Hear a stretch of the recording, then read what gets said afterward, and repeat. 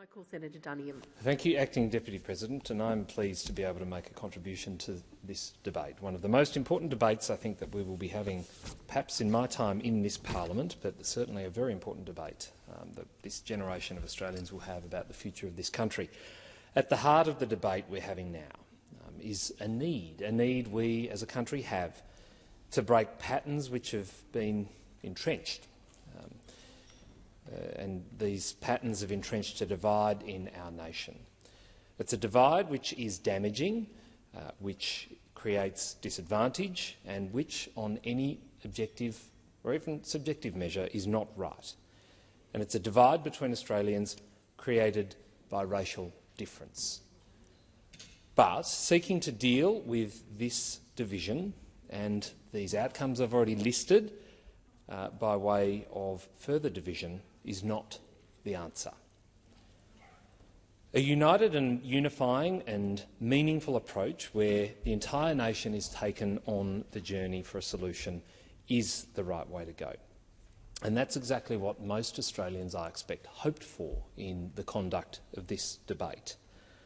And at this point I'd like to refer to the position taken by the Coalition, which is to not support the question in the referendum, of course allowing Australians to have their say through the passage of this bill and allow the referendum to take place.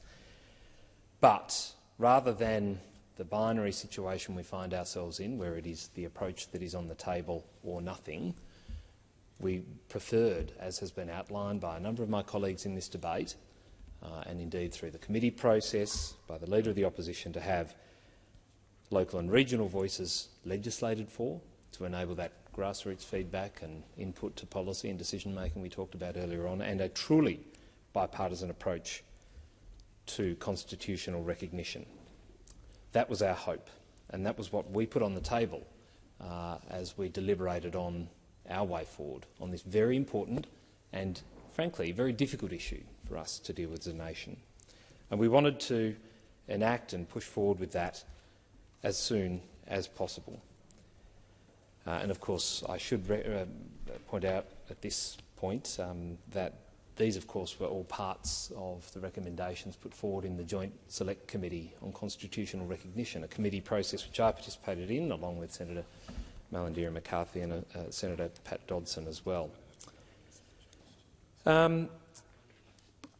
There are options not being taken, those options that I've already mentioned around local and regional voices, and as I said before, we have in front of us a binary approach, a question that people will have to answer when the referendum rolls around. What concerns me about this debate, the debate we're having, the debate that we're engaging in this place and of course out in the community, what I am truly worried about is those who have a question, those who are concerned, those who aren't convinced that what is being proposed by the government is the way forward, face a degree of shame, rather than having a question answered, rather than being provided information that might satisfy those concerns. They are deemed irrelevant. They are deemed. Senator Duniam, it being 1:30, I shall now proceed to 2-minute statements. If my memory serves me right. Thank you, Deputy President, and I'm pleased to be able to continue my remarks from earlier on this very, very important piece of legislation, which is, as I said before, a once-in-a-generation choice that Australians are going to be making. Now, before I was interrupted, I was commenting on what it is about this debate that concerns me most, and how things have been happening in the media, in the public domain, and of course, indeed, even in this chamber. And the concern I held was that reaction to those who seek further information, who question what is this we are now contemplating, who seek to understand to some level of depth what this proposal is all about. People who express a concern, for example, about what might happen, who offer a different opinion, be it legal or otherwise, labelled as racist, sometimes irrelevant, and most recently peddlers of dis or misinformation. Even in this debate, I had one colleague here saying of the Leader of the Opposition, who has, as I've already outlined in this contribution, been more than reasonable around how best to conduct this debate in a unifying and bipartisan way, as shameful And that, to me, is a really, really dangerous step in a debate when we are labelling our opponents as something other than what they actually are and imputing motive to their comments. Similarly, we've heard colleagues, proponents of this idea of voice and the associated constitutional enshrinement of that voice, say inclusivity and reconciliation should not be seen as a threat. And if we look at those words and consider what exactly has been proposed here, I'm not sure who is seeing those things as a threat. And to suggest that is what senators in this place or members of the public believe to be a threat or a concern, it serves to conflate issues. It doesn't actually go to the heart of the issues that are being raised as concerns by members of this place, the other place, or indeed the Australian public. So is what we are debating here, what the referendum question that Australians will be contemplating later this year, going to deliver those things, reconciliation and inclusivity? Well, to my mind, the answer is no. It will not be addressing those issues. It will not be providing those elements that have been referred to as the outcomes of a voice being enshrined in the Constitution by proponents of it. It will not deliver those things. And we all know that reconciliation as a concept has two key parts to it. One is, on the part of one party, repentance, a desire for forgiveness, and then, on the part of the other party, a willingness to forgive and to move on. And I fear that in this debate we will not be seeing at least one of those elements appear, no matter what we do at this referendum. Will it change things? I suspect not. Respect is a very important trait when it comes to Australian society and discourse on issues, whatever they might be, and this should be no exception. And respect for the multiple views and, of course, the reasons, the lived experiences people have, and which underpin the views or opinions they may have, having respect for those things is incredibly important. And we know in this debate that there are a range of views on this issue, on the way forward, the best way forward, on the proposal before us indeed. And as I've already mentioned, Deputy President, as a participant in the Joint Select Committee on Constitutional Recognition, which of course did its work some 5 years ago, we know there are a great many views out there that are divergent in nature. In having 18 different proposals for constitutional recognition as part of the work of that committee that was received from submitters indicates just how varied the views are about how best we get to where we want to go. What Australians do at this referendum is going to be critically important. And the reason for that, of course, is what we decide upon, particularly if the answer is yes, is going to be permanent. Once this is enshrined in the Constitution, it cannot be undone. And the effect of this this body is unspecified and, of course, unknown.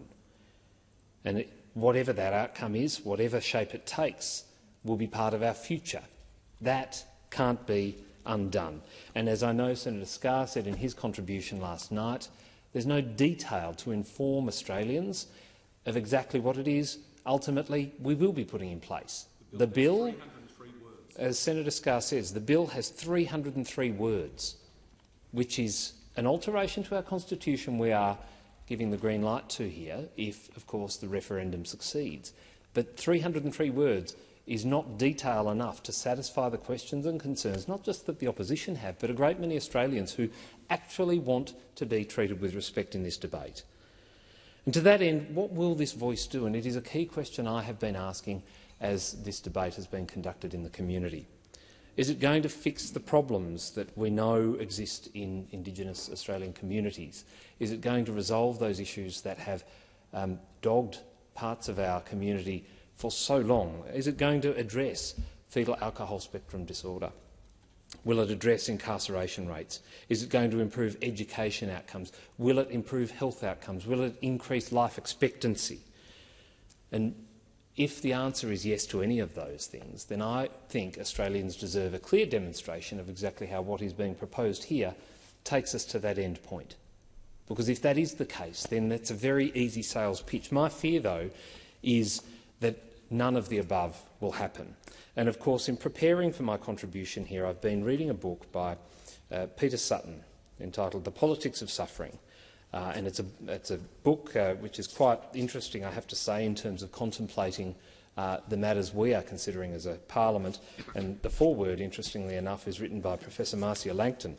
But in this, Mr Sutton says, "We've long been told that the emotional and physical health of Indigenous people will not improve until their social justice and property justice and treaty needs and formal reconciliation needs and compensation needs have been met, and, by implication, that the heart of the people's problems and solutions lies in politics and in law. By definition, those who deliver the people from extraordinary levels of rage, fear, anxiety, neglect, malnutrition, infection, diabetes, renal failure, sexual abuse, assault and homicide will thus allegedly be politicians, barristers and political activists. This unscientific mumbo-jumbo beggars belief. It relies on a kind of magical cause and effect relationship, as if a treaty between races will keep children safe in their beds at night." Mr Sutton, of course, notes that pragmatism rather than ideology is central to resolution of these issues, and I tend to agree with his assessment. And of course, there is that other fear campaign that it's being labelled as. What does it mean for the operation of government? That question around what does it, in effect, mean when it comes to the issue of advice to the executive? What implications are there for the business of government, the ordinary function of the administration of the Commonwealth of Australia, if advice is not taken and followed? And the answer is we don't know. There are many varied legal opinions out there, and the only people that can actually deliberate upon this, of course, are going to be judges of the High Court of Australia, and that is something that I think people cannot walk past. There is no clear answer on that. But while I am on this, I will refer to evidence provided by the late David Jackson AMKC, who in his submission to the inquiry on the matter we are deliberating upon now, at paragraph 7, he referred to the greater potential difficulty is provided by the phrase, quote, "subject to this Constitution" in the proposed section 129, subparagraph 3. That usage would ordinarily cause no difficulty, but one provision which would likely to fall within it would be the proposed section 129, subsection 2. If a law made pursuant to section 129, subparagraph 3, had the effect that the voice, in brackets however constituted under section 129, subsection 3, was not empowered to make a representation of the nature referred to in section 129, subsection 2, the relevant provisions enacted pursuant to section 129(2) would be invalid. And I think it is important to not ignore that as we consider the question before us. To the issue of judges, I think what happened in New South Wales in recent times, where one colleague from the other place, Mr Conahan, the member for Cowper, made his contribution to the parliament to receive, of course, correspondence from a Justice of the Supreme Court, Mr Justice Ian Harrison, indicates that these judges, who will be deliberating on the very questions that have come up in the committee work, demonstrate either of two things. One, judges are human beings with emotions and opinion, or perhaps even worse, judges can at times be activists for a particular cause. Either way, it is important to note that there is an element of risk associated with this that we cannot just ignore and walk past. In the remaining time I have, I do want to turn to the final issue I take with this, and that is this basic principle that most of us, if not all of us, ascribe to, which is that we all have equality before the law, be it ascribing to Article 7 of the UN Declaration of Human Rights, which, of course, points to the fact that no matter what colour, creed, religion, any other attribute you might have, you are and should be equal before the law. We've signed up to that. And so then it makes me wonder why we are going down this path and encouraging Australians to vote yes to something that will, in effect, in my view, remove that equality before the law. We are creating a special entity that will confer special rights and privileges on a particular group in our society because of their racial heritage. Australians are being asked to make, perhaps, as I said before, the biggest decision that they will need to in this generation. And I'm simply asking Australians to stop and to think, President, about the implications of the decision before them. Research the questions that are being thrown out there. Don't dismiss them as irrelevant, out of touch, racist or disinformation. See what it means for the future of the country, for your children, for your neighbours, and make your decision on that basis. I know I will be voting no in the referendum, but will support Australians having their say.